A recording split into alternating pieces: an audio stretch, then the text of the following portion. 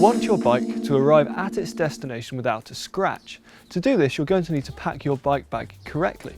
To pack your bike bag correctly, you're going to need to disassemble your bike by varying degrees depending what bike you have and which bike bag you're using. Start by measuring your saddle height. You want to set your bike up perfectly once you arrive at your destination, so make a note of this measurement and also make sure that you have a tape measure with you to double check once you've arrived. Mark your saddle height. We had a collar on the seat post to do this, but insulating tape will do the job. With your saddle height measured, remove the seat post and saddle and do the seat post clamp up so that you don't lose it in the bike bag. You'll need to remove your pedals for most, if not all, bike bags. Take your pedals off and store them safely. We had the original box, but bubble wrap will do the job. Our bike bag required us to remove the bars and stem. This may or may not be necessary depending on the bag that you're using. At a minimum though, you'll probably need to turn the bars. We remove the bars and stem by taking the stem off. Once you've done this, replace the headset spacers and do the top cap back up so that you don't lose anything. For the same reason, make sure that you tighten any bolts you've undone. They need to be snug so they don't rattle around and fall out during transit. To keep our bars, stem and the rest of the bike safe, our bike bag came with a down tube protector pad that we attach the bars to. If you don't have this, you'll need to improvise with tape, cardboard and bubble wrap.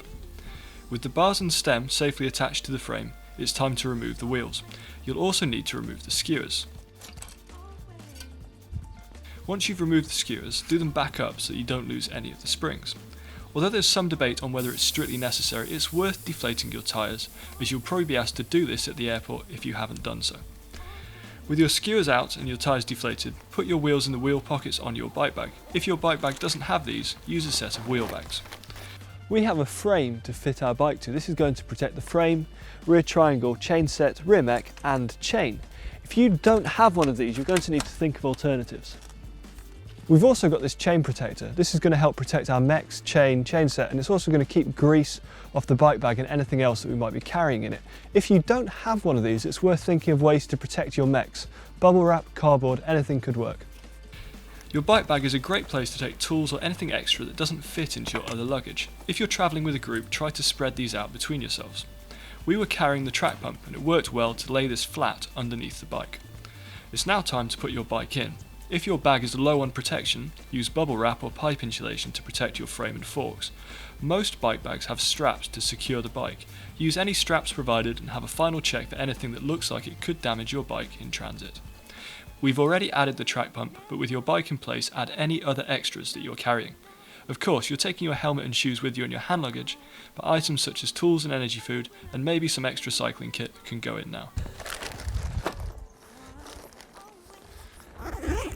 Well, that's my bike packed, and let's hope that we make it to our destination safely. For more cycling tips and how-tos, subscribe to GCN.